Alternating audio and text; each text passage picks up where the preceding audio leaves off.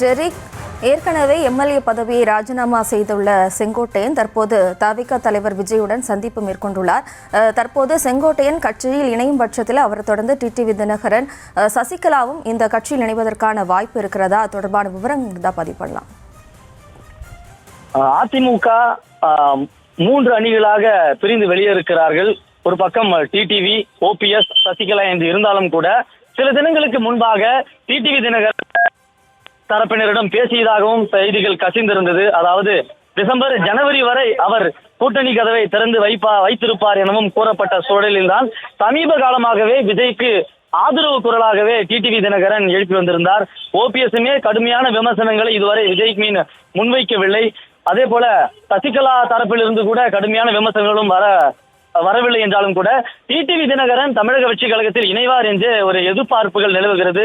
அதையொட்டித்தான் அவருடைய கருத்துக்களும் தற்பொழுது நிலவி வந்தது. அதாவது எந்த கூட்டணி வெற்றி, அதாவது அமமுக எந்த கூட்டணியில் இருக்கிறதோ அந்த கூட்டணி தான் வெற்றி பெறும் என்றும் சமூகத்தில் கருத்து தெரிவித்திருந்தார். அதை வைத்து பார்க்கும் பொழுது தமிழக வெற்றி கழகத்தினுடைய பதிலுக்காக அவர் காத்துக் கொண்டிருப்பார் என்றே கருதப்படுகிறது.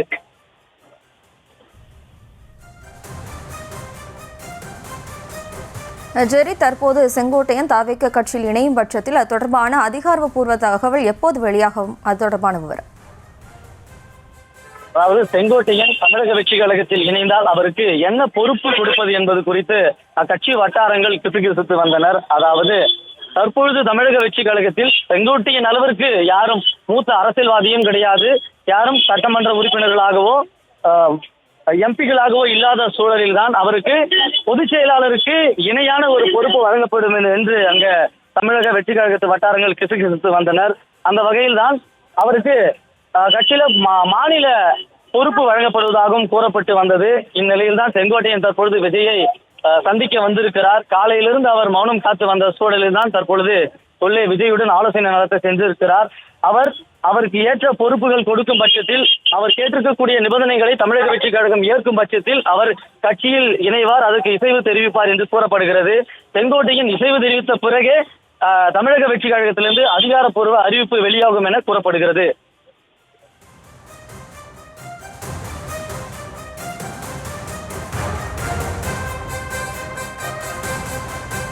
ஜெரி, தற்போது செங்கோட்டையன் தவிக கட்சியில் இணையும் பட்சத்தில் செங்கோட்டையனுடைய ஆதரவாளர்களும் அதிமுகவிலிருந்து விலகி தவிகவிற்கு இணைய வாய்ப்புள்ளதா? தொடர்பான விவரம்.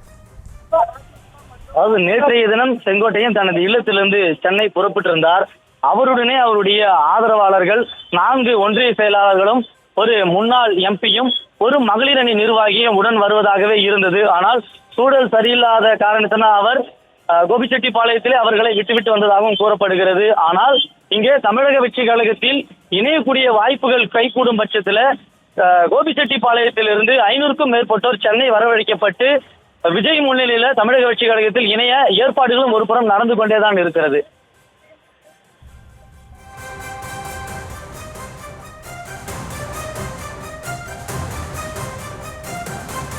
ஜெரி, தற்போது செங்கோட்டையன் தவிகவில் இணையும் பட்சத்தில் அதிமுகவிற்கு அந்த தொகுதியில் எந்த மாதிரியான நிலைப்பாடு இருக்கும்? அவங்களுடைய அடுத்த கட்ட நகர்வு என்ன?